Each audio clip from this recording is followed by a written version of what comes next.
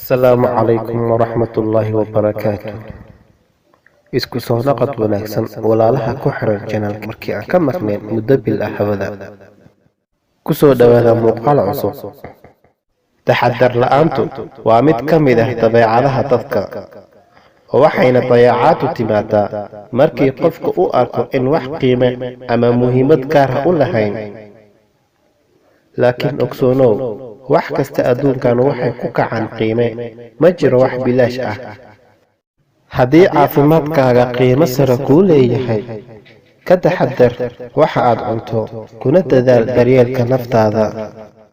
haddii noloshaadu qiimo sare kuu leedahay, ka taxadar inaad cibaadada alle dayacdo. haddii saaxiibadaada qiimo kuu leeyihiin, ka taxadar inaad xamato ama aad xumayso. haddii wakhtigu qiimo kuu leeyahay, ka taxadar inaad lumiso. haddii xiriirka lamaanahaaga qiimo kuu leeyahay, ka taxadar inaad khiyaanto. haddii lacagta qiimo kuu leedahay, ka taxadar sida aad u kharash garayso. haddii waddankaagu qiimo kuula leeyahay, ka taxadar inaad dulsaar aan waxba u qaban ku noqoto. haddii naftaada qiimo kuu leedahay, ka taxadar inaad soo jeed bilaa micno ah ku daaliso. haddii carruurtaadu qiimo sare kuu leedahay, ka taxadar inaad waqti fiican la qaadan. haddii guushu qiimo kuu leedahay, ka taxadar inaadan isbeddel samayn oo iska fadhido. haddayacin xitaa qalin aad isleedahay waa raqiis, ahamiyad iyo qiimo sare ayuu leeyahay.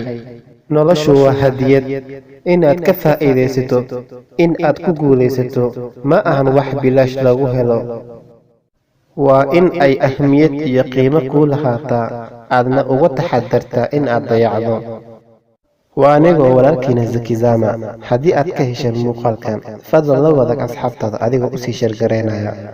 haddii aad nagu cusub tahay si aysan kuu dhaafin muuqaaladeen xiga, fadlan waxaan kaa codsanaynaa channelka like inaad nagu dhiirigeliso, subscribe aad saarto, wixii afkaartiina aad inagu soo gudbiso qaybta hoose ee commentiga. anagoo isku duuban waxaan idiin leenahay maalin wanaagsan.